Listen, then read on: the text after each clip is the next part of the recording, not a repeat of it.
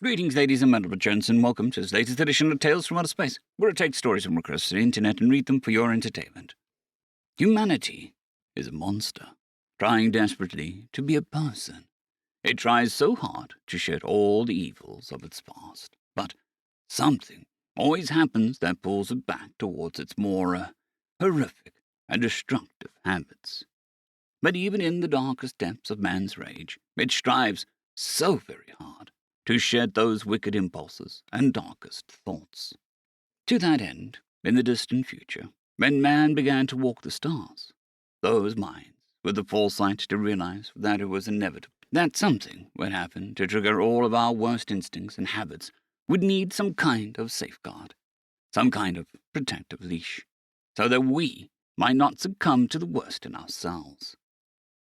Of these projects, none are more grandiose and epic in scale than the loneliness of eternity. Picture, if you will, a vast world ark ship, which might be mistaken for a ring-world construction, only instead of being built around a star, it is built around a massive ball of solid iron, which provides magnetic stabilization for a dozen spokes, each of which are an enormous O'Neill cylinder, all spinning around it. The kinetic energy from the cylinders spinning and the outer ring spinning, all in unison, provides all the power they could ever need, and all the gravity, too. The purpose of this monstrous construction is to preserve things, all kinds of things, to the best of man's ability to do so.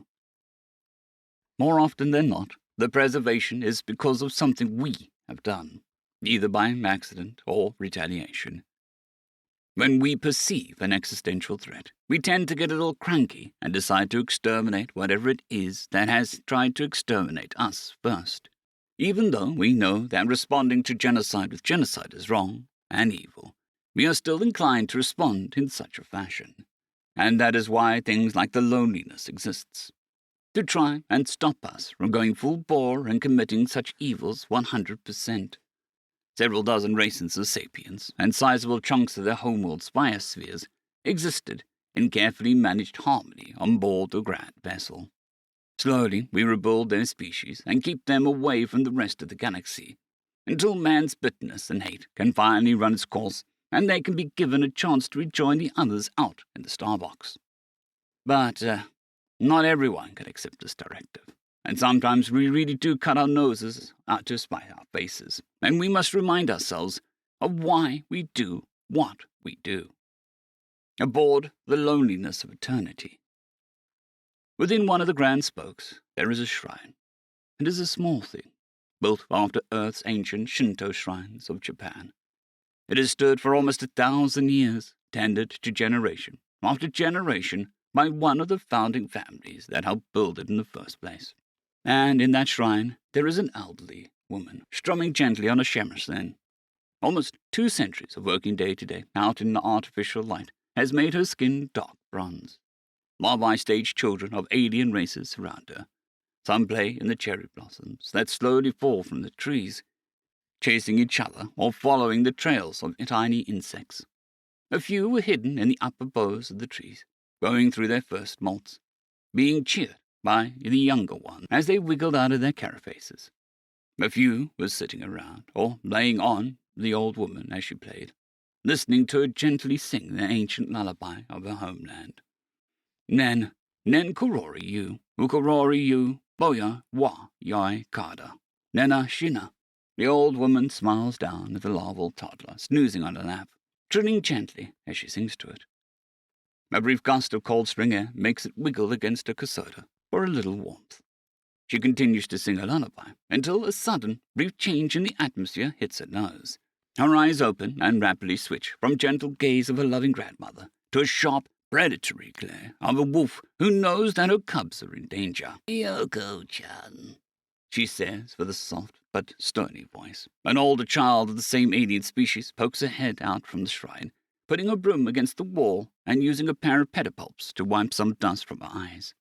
It is a bit awkward, but the girl has enough of a vaguely humanoidish shape that she can wear the dress similar to her grandmother, even though she has to hold it up with 2 of her arms whenever she's scuttling about in a hurry, lest she rip it from the spines in her inverted knee joints.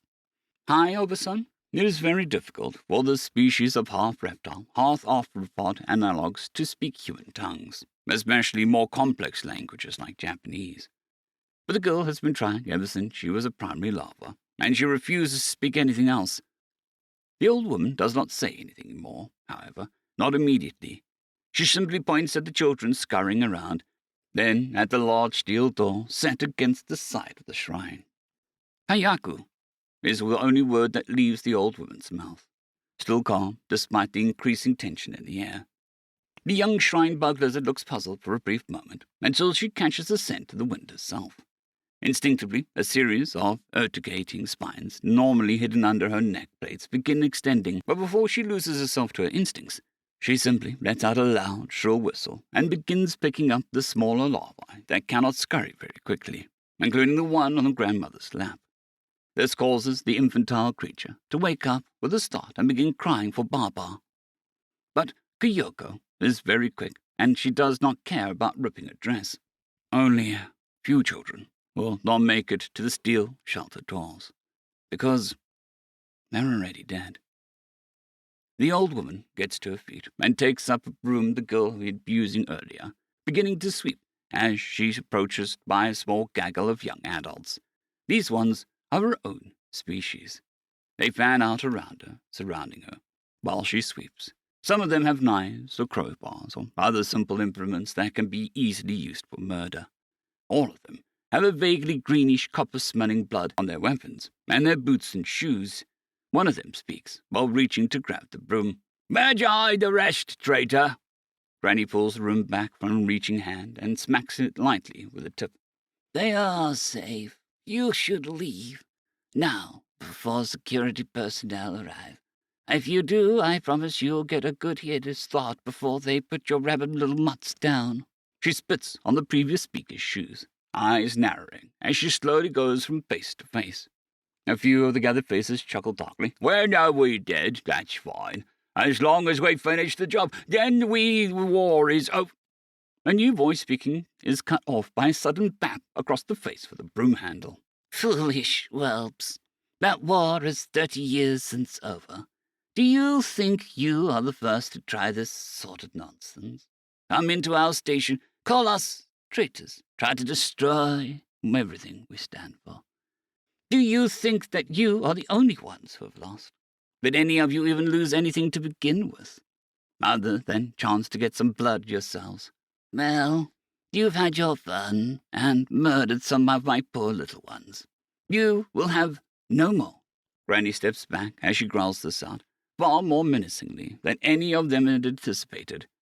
Snapping the broom over her knee and kicking the sweeping part off the one end, now she too is armed with a pair of broken broom handles, and they aren't wearing body armor. "Well, we gave you a chance. Die with the rest of your fucking xeno filth." And then they rushed her as one. Now Granny was a bit spry for her age, and this was most definitely not her first rodeo. So when a dozen violence for pleasure-seeking youths charged her all at once, she immediately went to counter-offensive, rather than trying to protect herself. There were screams of two of them as they found broken brooms shoved with far more fury than one geriatric should be able to give by their reckoning, violently and unceremoniously into and through their stomachs, dropping them to the ground. That only left 10. 10 against 1, however, is a decidedly unfair fight, especially when you have sacrificed your weapons to drop the odds from 12. And the remainder descend upon Granny like a pack of hyenas, slashing, smashing, kicking, savaging her without mercy, until one of them managed to get them to start backing off long enough to try and interrogate her. They still had a couple minutes, they figured, before security showed up.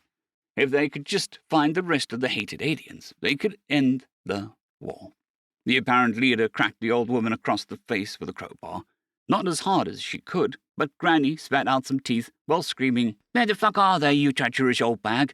Do you really value them over yourself, over your own fucking species?" Granny answered by splitting blood and tooth into the angry woman's face, and glared at them with one eye that was not yet swollen shut. "The ones," she paused to rip out an irritatingly sharp tooth chunk, "the ones who murdered our people are all dead. These children did no such wrongs to us, to me, or to you. and you still felt the need to come here and butcher them. Not one of them has ever harmed me or mine. But here you are, doing all of, this. And then you ask me, who do I value more? Fuck you, you little punk of piece of shit. Get off my lawn. The crowbar came down again after that, and Granny embraced the unconsciousness of potential death. That was definitely a skull fracture, if not complete cranial destruction, was the last thought she could recall before the dark embraced her. The gang was now pissed. They'd only killed a few filthy bugs. They knew more were around, but the old woman certainly wasn't talking now. And the station defenders would be here any minute. "Ban the fuck out!" screamed the leader in a rage. The others began doing as ordered rapidly, hoping that they could find at least maybe a few more before they were caught. The leader was giving serious consideration on whether she wanted to just end this miserable old bitch lying on the floor in front of her, right here and now, when she heard a noise. "Baba! Baba!" A tiny larva came scuttling out from under a porch of the shrine, rushing over to the old woman and pushing its head against her neck and chest. It kept saying Baba over and over again, making an extremely high-pitched, wailing trill noise while doing so. It didn't stop until it saw the young human with a crowbar, covered in blood that smelled like an awful lot like the old woman's, at which point it crawled up onto her chest and raised its tiny forelimbs up in a defensive gesture, and began hiss-crying at her. It only got louder when the others came circling back, surrounding it. It tried to make itself look bigger, but it was clearly far too distressed and far too underdeveloped to be of any kind of real threat. "Why the fuck is it bleating? Did one of you bugs fuck a sheep?" The inquiry was met with several guffaws as the weapons were raised, but one weapon was not. "It's—" The other voice was slowly but steadily sounding increasingly deflated and defeated compared to the violent rigor it held before. "It's, calling for Grandma. It's, trying to wake her up." This was met with hesitantly derisive snorts. "Yeah, well, the only good bug is a dead bug." One of the crowbars raised up high into the air, and though there was a moment's hesitation, the wielder was getting pretty fucking tired of this thing screaming and crying and trying to protect the old woman that they had just beaten the ever-living hell out of. It's always a pain in the ass when a sudden dose of moral relativity kills the mood, isn't it? Unfortunately for Granny's assailants, such hesitation does not come without consequences. There was a sound like a jet engine firing overhead, and the face of the assumed leader, holding the crowbar, suddenly exploded as it was slammed into a fist wrapped in a heavy power armor plates. The young woman's body had barely even hit the ground before bullets were being shot into her from a high-precision sub-caliber machine gun to ensure that she would no longer be a threat. A few of the other youths made the mistake of turning to this new and highly aggressive party with violent intent and got similar treatments, suddenly finding themselves on the receiving end of almost comically violent retaliation from people who were far better armed than they were, outnumbered them, and had the good sense to bring guns and flight-capable power armor. Most of them, at least, had been wise enough to just drop their weapons and move into a surrendering position as soon as they heard the jet engine whine. A few days later, Granny would briefly wake up in a hospital bed, discovering that she was in fact still alive. Only she couldn't move her head, because it was in a medical brace that was keeping her from moving it. Oh, not just the medical brace. There was also a medical robot doing some fine chiseling work with a tool on a metal plate that had been installed into her skull. A doctor was standing over her, and she could feel the sleepy trilling of one of her little ones against her sternum. "Oh, good, you're awake. Thank God. It was a very touch and go there for a while, and, we found you. You're, of course, familiar with the happenings by now, Mrs. Watanabe." Granny grumbled a bit, but ceased when the child sleeping on her moved up and nestled closer under her neck and chin. She could feel the same bumpy ridges tense up a bit in an adult. They would be urticating, and launchable spines that would just jut out from the edges and grow that sounded to be like a Chevy 545 big block going through a tumble dryer. But in the infantile larval form, it just sounded more like a grumpy puppy growl mixed with a rabbit purring. "I suppose I have some brain damage. Though, since I don't feel I lost any memory, that tells me my backup in my R-complex got everything. I guess the steel plate is going to be a permanent given, how hard they hit me in the skull. Though I don't feel too off aside from the splitting migraine. Minimal cybernetics to replace the brain-damaged tissue, then." The doctor nodded. This is more or less correct, ma'am. Oh, they also decided to do a quick sweep and scrub while they were in there. You need to start coming in every 4 months. We're noticing slow but steady increase in amyloid plaque in your brain tissue. As long as you get regular treatments, it shouldn't be a problem, but you actually have to come in for those. Granny Watanabe sighed, rolling her eyes. Oh, fine, fine. How many of those miserable little shits survived meeting the station guard anyhow? 7, including the 2 you stabbed. The other one died of shock before they could be treated. The chief said that once you're ready to go home, you're going to need to file an incident report. The doctor hesitated for a moment, most uncomfortably. We, also need to file out the paperwork for the juvenile Lorenz that they killed. I'm very sorry about that, ma'am. The ones they attacked were, very, very thorough in their little murder spree. The doctor bowed her head apologetically. Granny sighed again, trying not to cheer up at that. Don't blame yourself, Doctor. It's not your fault, my poor babies. A deep breath as she stared at the ceiling, idly stroking the one that was still snuggling into her. Well, if I remind myself of the original infant mortality rates, Her face twisted for a moment as she thought terminated itself with extreme prejudice. No. I still want to see them take a long walk out of the short airlock. She raised a hand just as the doctor moved to speak. Now, I know, we don't do that here. I'm sure the station master will find something suitable for them to do this penance. I will inform them that there is and will always be bad blood between us. Go get your paperwork, Doctor. I'll fill it out while I recover. And bring me some food, please. I am quite hungry. The little larva woke up from a brief moment as the doctor bowed and left, pushing its nose against her hand. Opa. It scuttled around her and her bed for a few moments before coming to settle upon her chest, looking at her expectantly. It wasn't developed enough to fully understand what was happening, but it was at least had a clear idea that Granny was hurt and not okay, and it wanted her to be okay. It tried to say something else, but the underdeveloped mouthparts couldn't really articulate the word correctly, though Granny believed the child was trying to ask the Japanese word for hurt. Granny Watanabe carefully felt around until she found the child's head and began stroking the pliable ridges.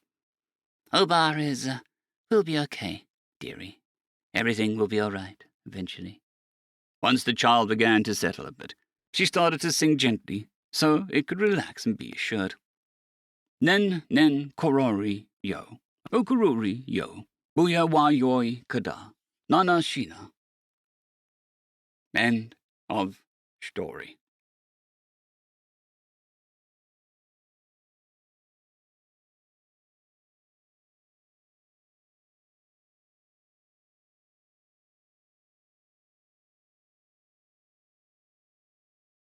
I'd greatly like to thank our Tier 5 channel members, Caspar Arnholtz, John Creighton, Manatharia, 050, Dragzoon WRE, and Elijah Silvercross.